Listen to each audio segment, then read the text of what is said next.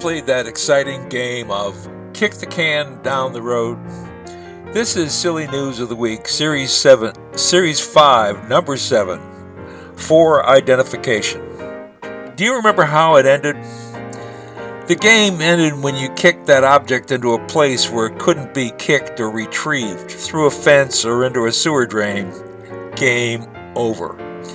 You didn't worry about an exit strategy. You just kept playing until you got tired or you ran out of options. No, I'm not talking about NFL options, although it's not a bad analogy. An NFL player plays his option season on his dime with the expectation of making a better deal. It's an exit strategy. Problema. Little Spanish lingo here. What's our exit strategy? The original plan blunt the curve to keep from overwhelming the nation's medical resources. It's a pandemic, according to WHO. We've blunted the curve. Kick number 1.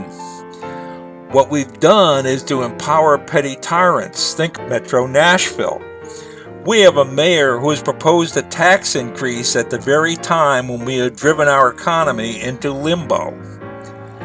An announced 2-week shutdown has morphed into 2 months, along with a daily festival of platitudes, cliches, and hackneyed phrases. Kick number 2. For our protection, we need a vaccine.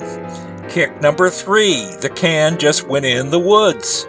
There are no vaccines for any viruses. What we have is a flu shot. It protects you from last year's flu.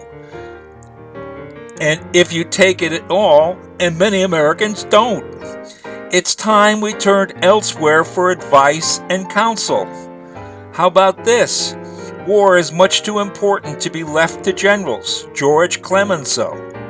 Or better still, never take counsel of your fears. Patton's Principles, Chapter 9. We should find leadership in this crisis in the religious community.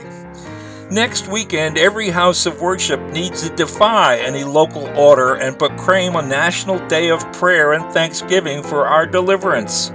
And yes, it needs to include mourning the Wuhan victims. Unfortunately, life doesn't come with a backup and restore setting. The time to act has been now, sooner rather than later. The can is already in the weeds. This has been Silly News of the Week, Series 5, Number 7, for identification.